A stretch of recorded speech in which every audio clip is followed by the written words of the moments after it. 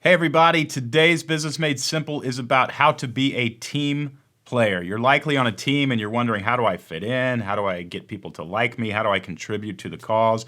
And there's a lot that goes into that, but there's one thing that I want to focus on. It's just a paradigm shift that I think will change everything for you, and everybody will refer to you as a team player once you act on this paradigm shift. The paradigm shift is this: just constantly try to help other people win. I mean, when you walk in the door in the morning, you've got a job to do, and your initial thought is going to be, what's everything that I need to get done? That's incredibly important if you want to be competent and you want to move up in a company.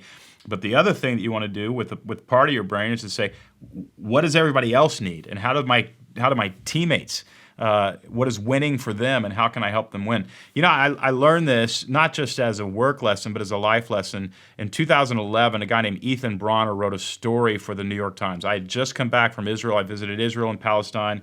We visited dignitaries in Palestine, members of parliament in Israel, and that conflict over there is really crazy.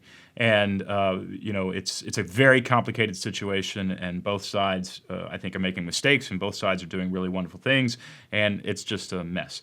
But the most inspirational thing that I saw when I returned was this article in the New York Times from Ethan Bronner, and it was about these Israeli women. And the Israeli women really, wanted to go around the government because they said, look, the Palestinian women have children just like us. They have struggles just like us. What can we do just to build a bridge? And they began to befriend these Palestinian women on the other side of these giant walls. And the women said, what we really want? I mean, there's a lot that we want, right? We want world peace. We want our leaders to negotiate peace. We want terrorism to stop. We want all sorts of stuff. But what we really want is to see the ocean. We don't get to see the ocean. We can't get to the ocean because of these walls.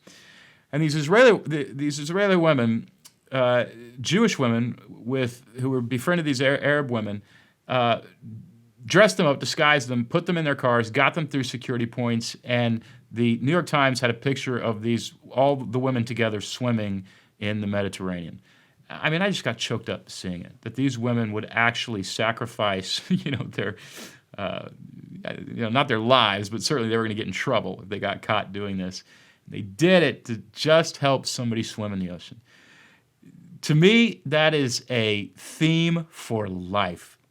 If you can do that, if you can wake up and say, somebody else can't get to something that I think they should have the right to get to, and that I think would please them to get to, how can I help them get to it? And if you just did that, I'm telling you, if you just did that once a week in your workplace, you would be seen as an incredible team player. I mean, somebody who just cares so much about other people.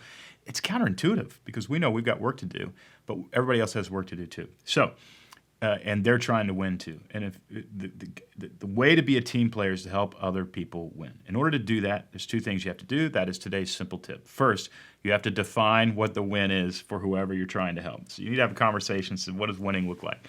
And second, you need to help them. Can you contribute in some way to helping them win? It's that simple. The formula is that simple. What does it take to the person in the cubicle next to me? What does a win look like for them? And then give 10, 15, 20 minutes, an hour, and contribute some of your time and expertise and brilliance to help them see a victory.